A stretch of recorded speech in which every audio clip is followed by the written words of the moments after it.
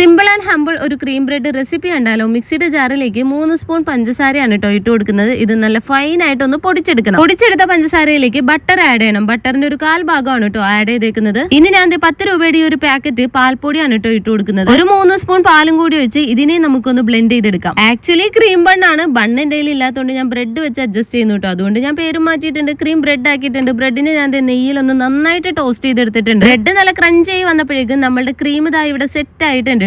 ഒരു spoon cream എടുത്ത് ബ്രെഡിന്റെ മുകളിലേക്ക് സ്പ്രെഡ് ചെയ്ത് കൊടുക്കാം. വളരെ കുറഞ്ഞ ഇൻഗ്രീഡിയൻസിൽ നമുക്ക് ഇത് പെട്ടെന്ന് ഉണ്ടാക്കി എടുക്കാൻ പറ്റുന്നതാണ്. ഈ പ്രോസസ്സ് ബണ്ണിലും ചെയ്യാവുന്നതാണ്. ബൺ ഒന്ന് ടോസ്റ്റ് ചെയ്തെടുത്തിട്ട് അതിന്റെ സെന്റർ ഭാഗം കീറിയിട്ട് ഈ ഒരു ക്രീം ഫില്ല് ചെയ്ത് വെക്കുക, എന്നിട്ട് അടക്കുക, കഴിക്കുക. ഇന്നത്തെ ഹയാസിന്റെ സ്നാക്സ് ബോക്സിലെ താരം ഇവനാണ് കേട്ടോ. ചൂടോടുകൂടി ഇത് കഴിക്കുമ്പോൾ നല്ല ക്രഞ്ചി ആയിട്ടാണ് ഇരിക്കുന്നത്. സ്നാക്സ് ബോക്സിലേക്ക് മാത്രമല്ല, രാവിലെ അവൻ ബ്രേക്ക്ഫാസ്റ്റ് ആയിട്ടും കഴിച്ചത് ഇത് തന്നെയാണ്. ഇനിയിപ്പോ എന്തായാലും നമ്മുടെ വീട്ടിൽ ക്രീം ബണ്ണ് വാങ്ങിക്കലുണ്ടാവില്ല. ക്രീമിന്റെ സാധനങ്ങളെല്ലാം വാങ്ങി നമ്മൾ തന്നെ വീട്ടിൽ ഉണ്ടാക്കായിരിക്കും. നിങ്ങളൊന്ന് ഉണ്ടാക്കിയിട്ട് അഭിപ്രായം പറയാൻ മറക്കല്ലേ.